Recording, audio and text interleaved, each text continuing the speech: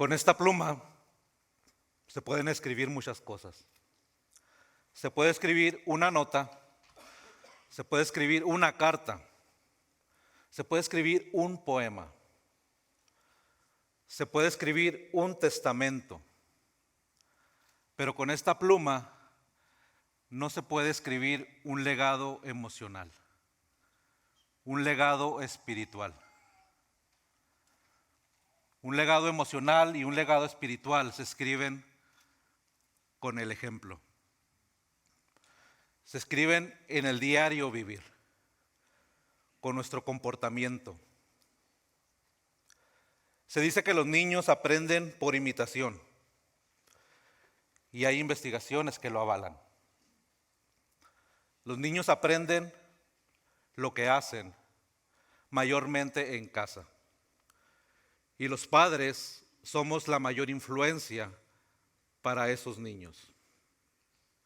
Los niños aprenden por imitación.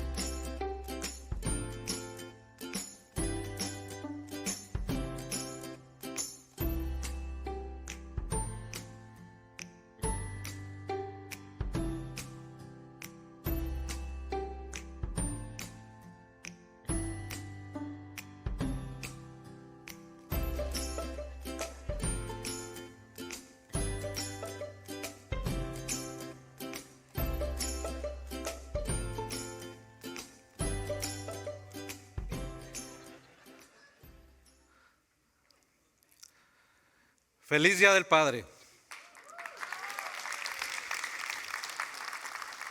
Mi nombre es Tony Torres, miembro de Christ Fellowship por ya varios años. Y en este día quiero hablarte de un tema muy especial y muy adecuado para la ocasión, el cual he titulado En los pasos de papá. Para esto vamos a extraer y a explicar 5 principios de vida del libro de Proverbios, que nos van a enseñar, que nos van a recordar el contraste entre 2 influencias, 2 voces, 2 caminos. Y es mi oración que al final, si es necesario reconocer que nos hemos equivocado, que quizás no estamos caminando en el camino correcto. Oremos. Padre, te damos gracias en esta mañana. Venimos a honrar y glorificar tu nombre, Señor. Y te damos gracias por ser nuestro Padre Supremo. Entregamos esta reunión a ti, Señor. Te pido que mis pensamientos sean tus pensamientos, Señor. Y mis palabras sean tus palabras. Te pedimos, Señor, que seamos sensibles en esta mañana a tu voz. Que seamos sensibles para recibir, para meditar y para aplicar tu palabra. Te lo pedimos en el nombre de Jesús. Si tienes tu Biblia, te voy a pedir que la abras o la enciendas y vamos a leer del libro de Proverbios capítulo 22. Vamos a leer del versículo 1 al versículo 16.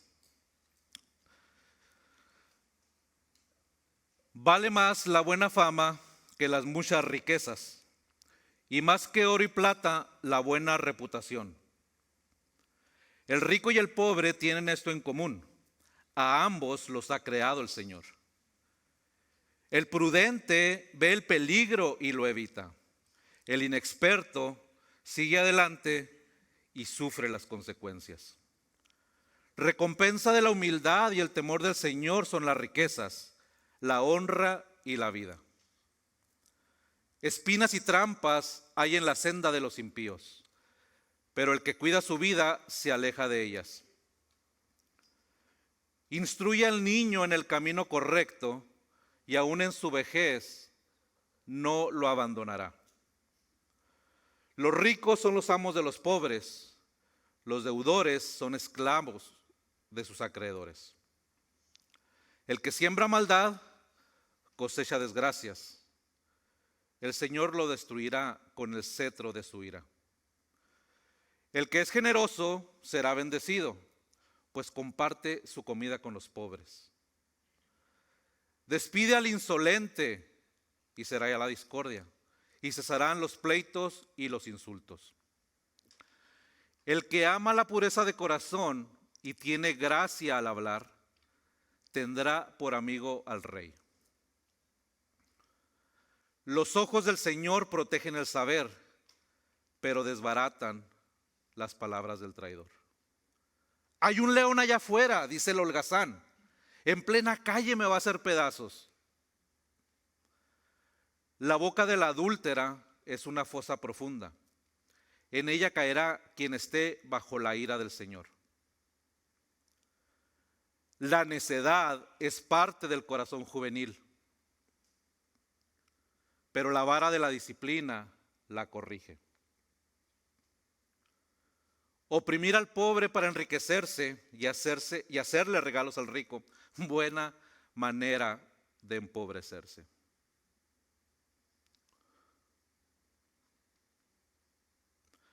En la vida existen dos grandes influencias, dos grandes voces, dos caminos.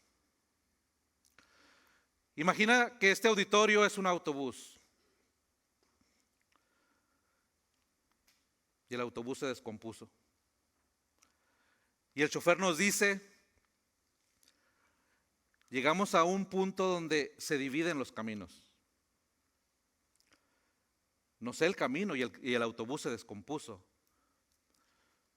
Pero estamos cerca. Así es que pueden seguir caminando. Pero estás en esa encrucijada, estás en ese camino dividido. Y por un lado, tienes una voz que te dice, es por acá. Este es el camino más fácil. Ese es el camino de la insensatez. Por el otro lado, tienes la voz, la influencia, el camino de la sabiduría, que te dice, ven por aquí. Este es el verdadero camino. Dos grandes voces, dos influencias, dos caminos. Si te estás preguntando qué es la insensatez, insensatez es falta de buen juicio, prudencia o sabiduría. Sinónimos de insensatez: necedad, locura, imprudencia. Ahora, ¿qué es la sabiduría? La sabiduría es el conocimiento, entendimiento y aplicación de la palabra de Dios. Antes de continuar, quiero hacer un par de comentarios respecto a lo que los proverbios son y no son. Los proverbios no son promesas. Los proverbios no son leyes inflexibles de vida.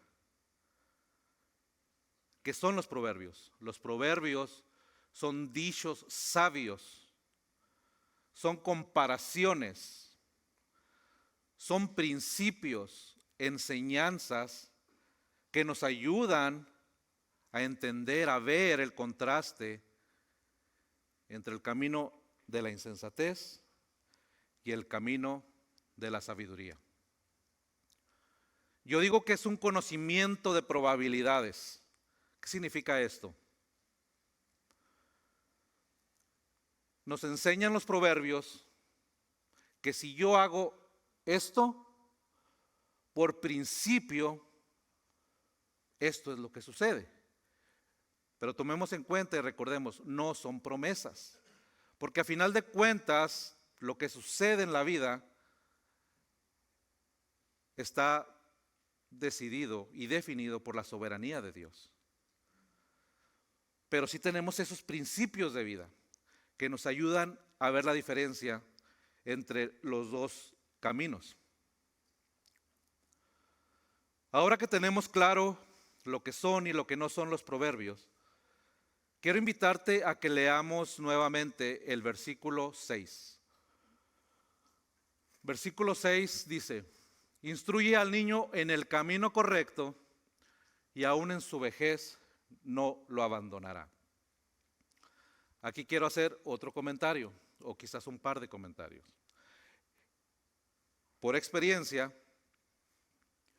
he visto, he escuchado que este es uno de los versos más mal interpretados en la Biblia. He escuchado personas reclamando la promesa: Dios, tú dijiste que si yo le enseñaba a mi hijo el camino, él jamás se iba a apartar de él. No sé si lo has escuchado o quizás lo has reclamado también. Hermanos, eso no es una promesa, es un principio. Dios no prometió que si tú le enseñas el camino, él jamás se va a apartar de él. Tomando en cuenta que los proverbios son comparaciones y es un conocimiento de probabilidades, podemos decir ahora esto. Instruye al niño, los que se recuerdan de la Reina Valera, yo así me lo aprendí. Instruye al niño en su camino y aun cuando fuere viejo, no se apartará de él. Su camino no se refiere al camino de Dios. Se refiere a su camino, el camino del niño. Instruye al niño en su camino, el camino del niño. Y por lo que hemos aprendido acá, que es un conocimiento de probabilidades, entonces la probabilidad más alta es que ese camino que tú le enseñes es el camino que va a seguir. Enséñale al niño a obedecer a Dios y muy probablemente cuando sea grande va a obedecer a Dios. Enséñale al niño a ser agradecido y cuando sea grande va a ser agradecido.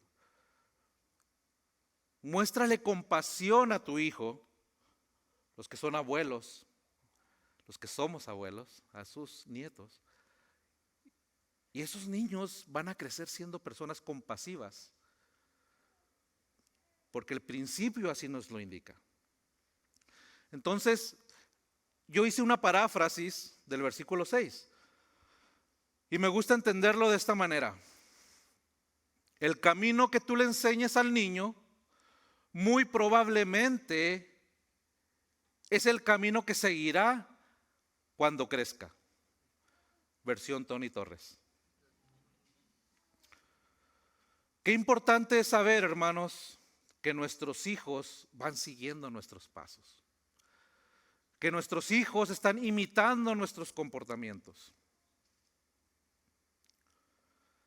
¿Te acuerdas del autobús descompuesto? Teníamos 2 voces, 2 influencias, 2 caminos. Estamos en la encrucijada y tenemos que decidir por cuál camino nos vamos. Voy a iniciar con las 5 comparaciones de las que te hablé. La primera comparación nos dice que el camino de la insensatez ofrece riquezas. Dice el versículo 1, vale más la buena fama que las muchas riquezas, y más que oro y plata, la buena reputación. Vale más la buena fama que las muchas riquezas, y más que oro y plata, la buena reputación. La pregunta del millón. Entonces, ¿es malo ser rico? ¿Es pecado ser rico? ¿Tengo que ser pobre toda mi vida? Te voy a dar 3 versículos para ver qué la Biblia nos enseña y cómo abunda en el tema de las riquezas. Proverbios 23:4 dice, no te afanes acumulando riquezas, no te obsesiones con ellas. Me encanta 1 Timoteo 6:9, dice, los que quieren enriquecerse caen en la tentación y se vuelven esclavos de sus muchos deseos. Estos afanes insensatos y dañinos hunden a la gente en la ruina y en la destrucción. Mateo 6:19, en las palabras de Cristo. No acumulen para sí tesoros en la tierra, donde la polilla y el óxido destruyen, y donde los ladrones se meten a robar. Más bien, acumulen para sí tesoros en el cielo. Mismas palabras de Jesús. Mateo 6:24. Nadie puede servir a 2 señores, pues menospreciará a uno y amará al otro. O querrá mucho a uno y menospreciará al otro. No se puede servir a Dios y a las riquezas. Mi análisis es este. Dios no condena a nadie por tener riquezas. Conocemos la historia de Abraham, fue un hombre muy próspero, ¿verdad? Muy rico. El rey David, el rey Salomón. Entonces Dios no condena las riquezas, pero da graves y fuertes advertencias a aquellos que las buscan más que a Él.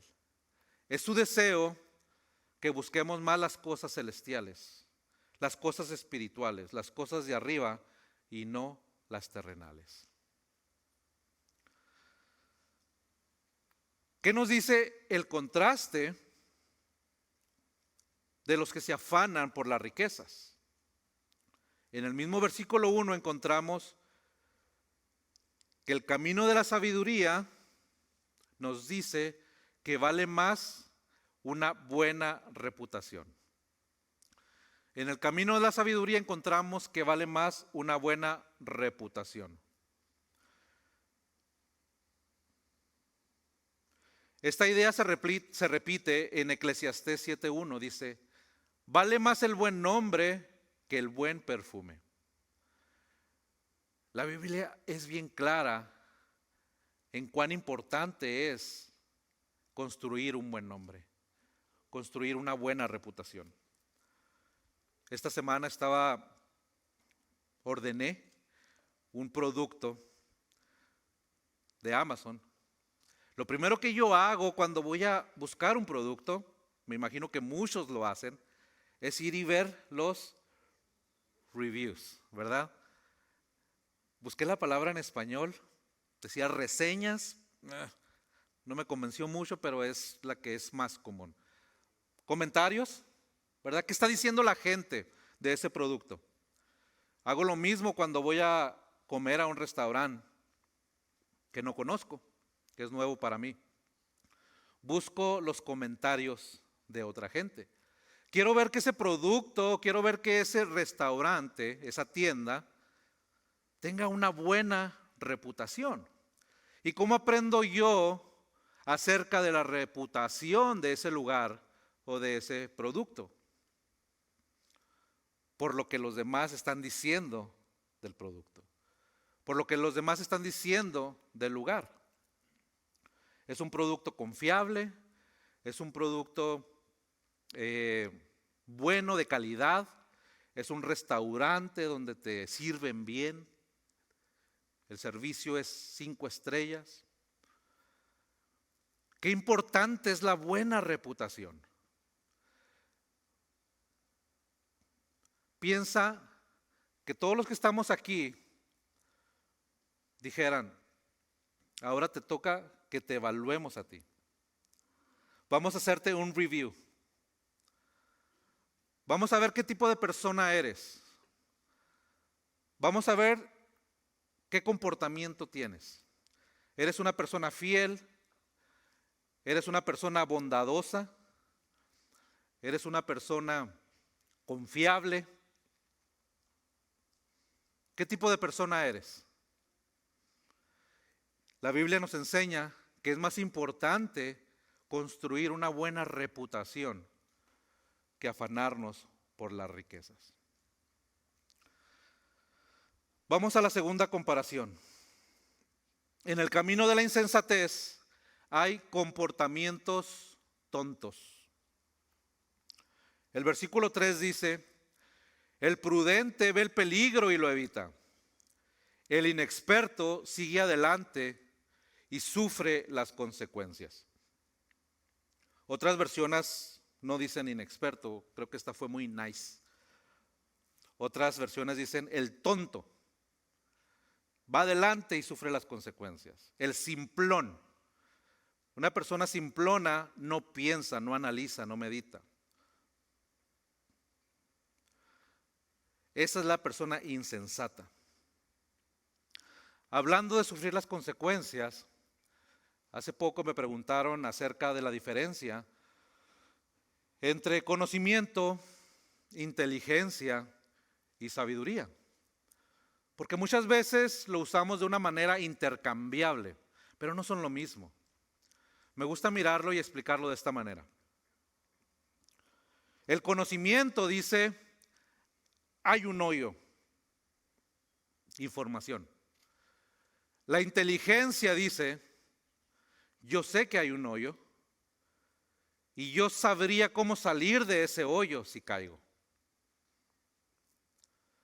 Pero la sabiduría dice, yo sé que hay un hoyo, yo sabría cómo salir de ese hoyo si caigo, pero decido no caer en ese hoyo.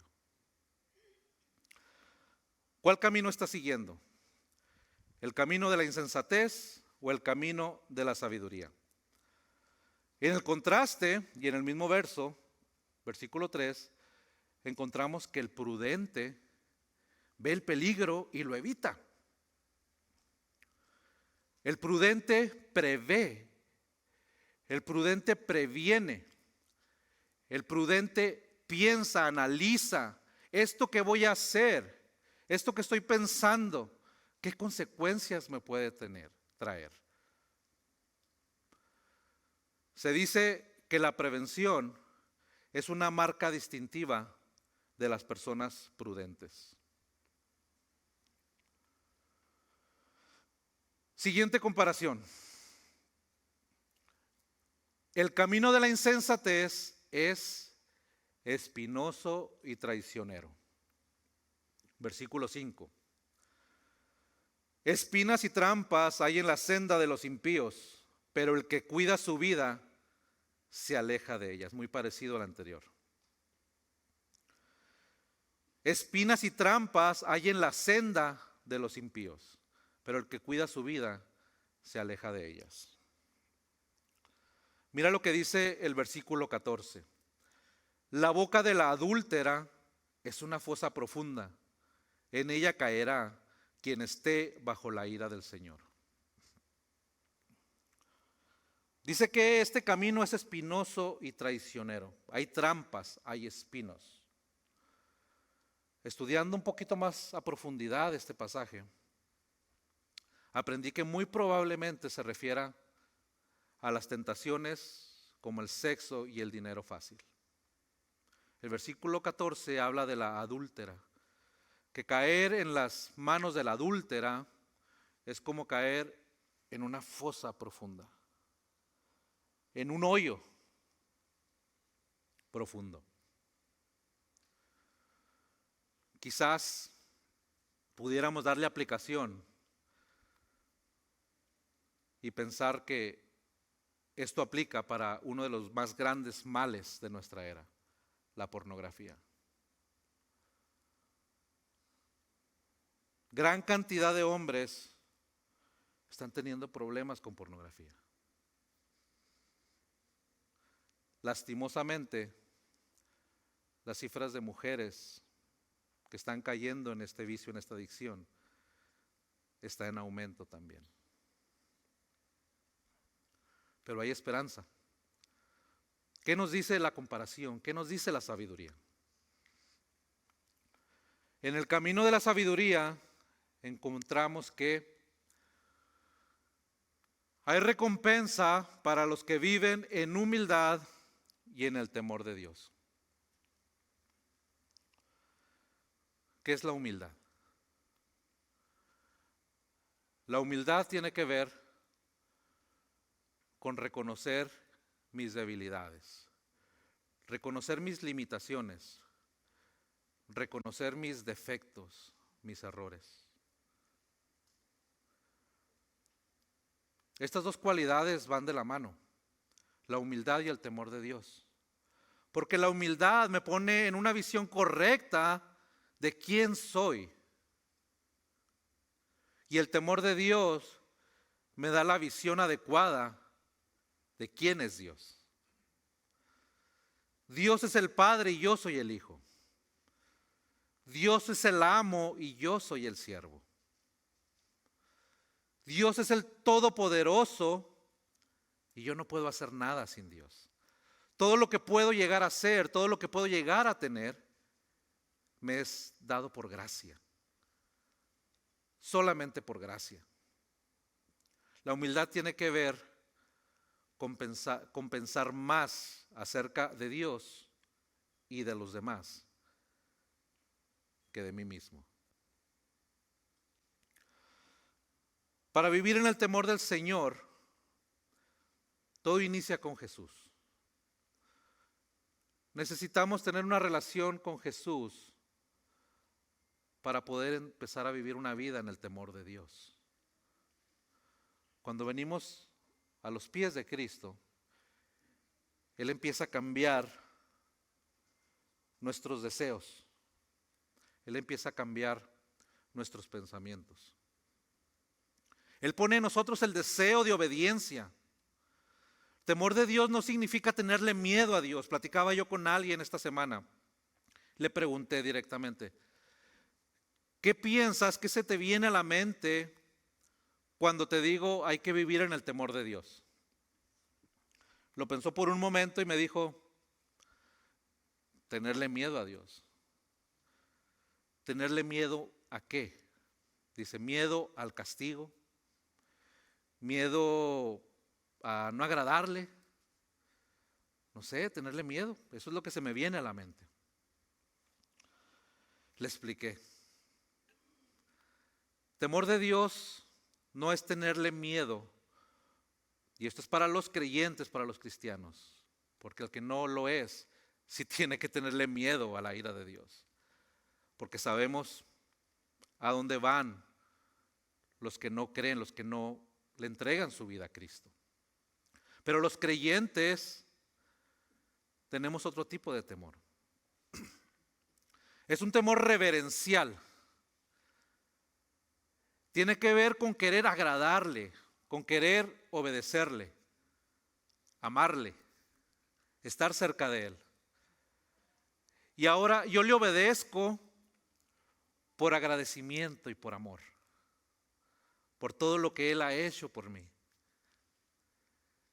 Ya no lo hago por miedo al castigo. Ya no lo hago por miedo a no agradarle. A Dios no se le tiene que tener miedo como se le tiene miedo a una persona, como se le tiene miedo al coco, al cucuy. No, no es ese tipo de miedo.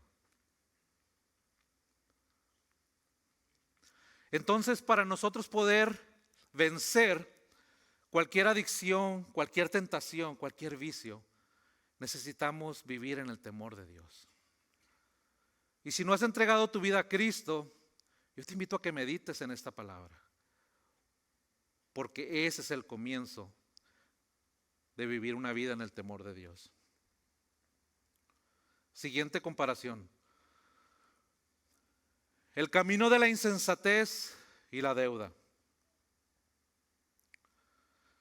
Los ricos son los amos de los pobres. Los deudores son esclavos de sus acreedores. Así o más claro.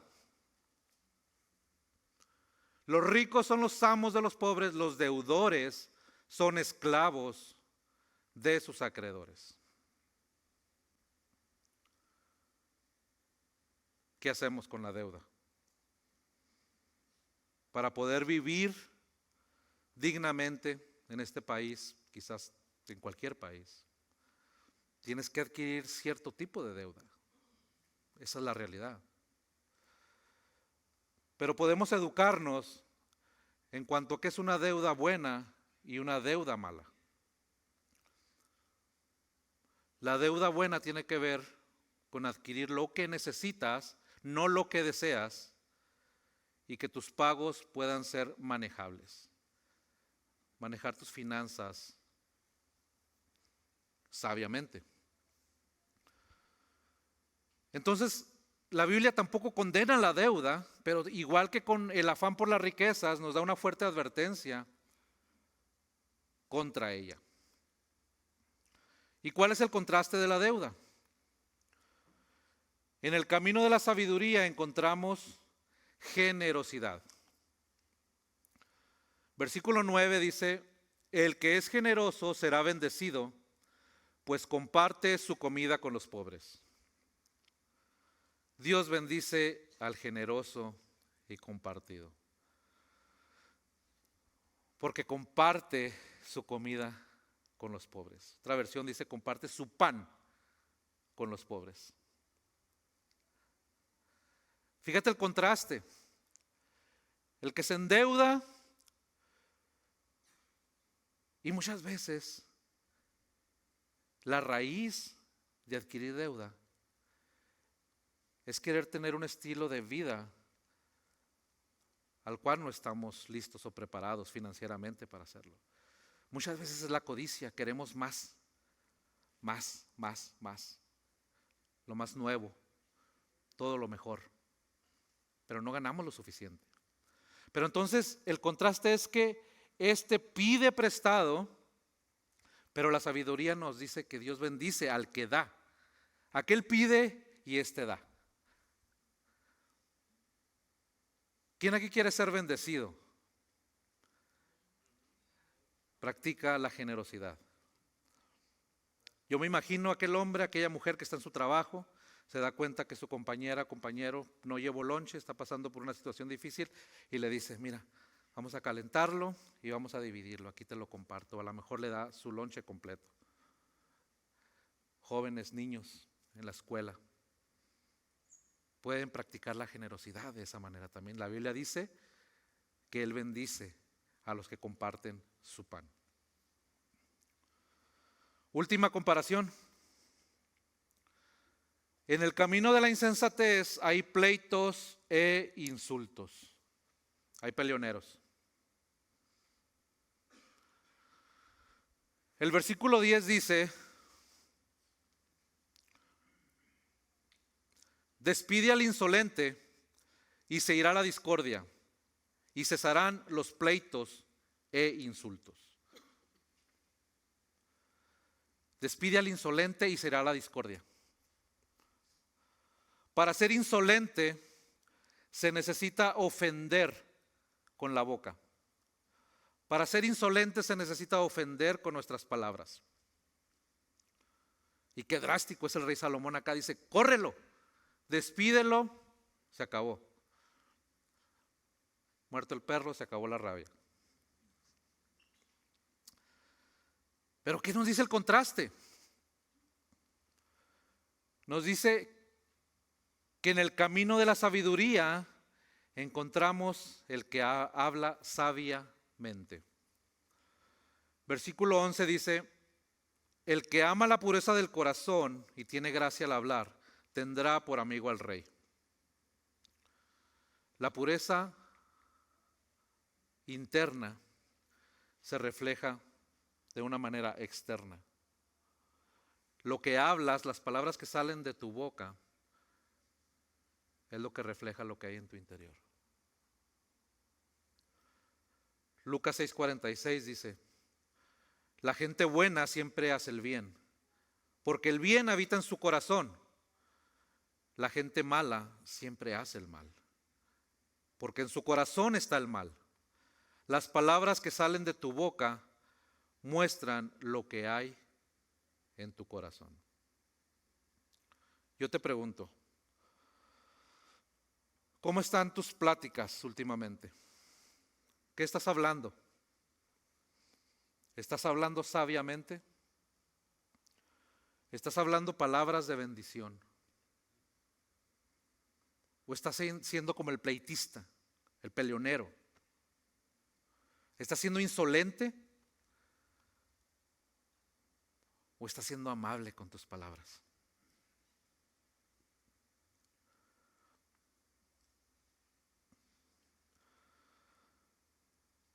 Llegamos al final de las comparaciones. Quiero hacerte algunas preguntas. ¿Te acuerdas que al principio dijimos que los niños aprenden por imitación? Ellos están siguiendo nuestros pasos.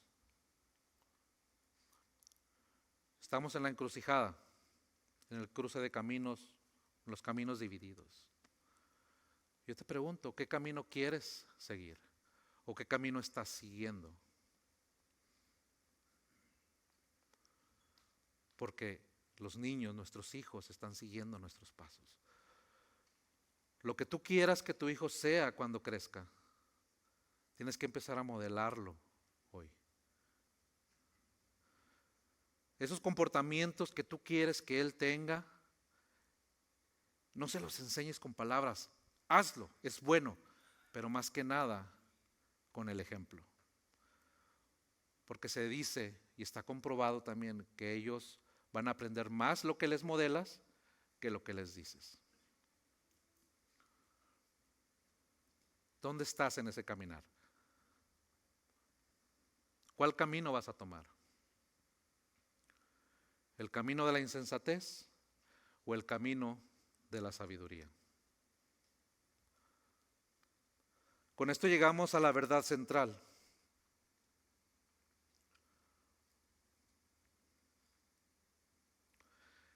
Elige el camino de la sabiduría y rechaza el camino de la insensatez. Elige a Jesús, ya que tus hijos van siguiendo tus pasos. Si eres un padre que ha estado haciendo esto diligentemente y adecuadamente, te felicito. Bravo, síguelo haciendo.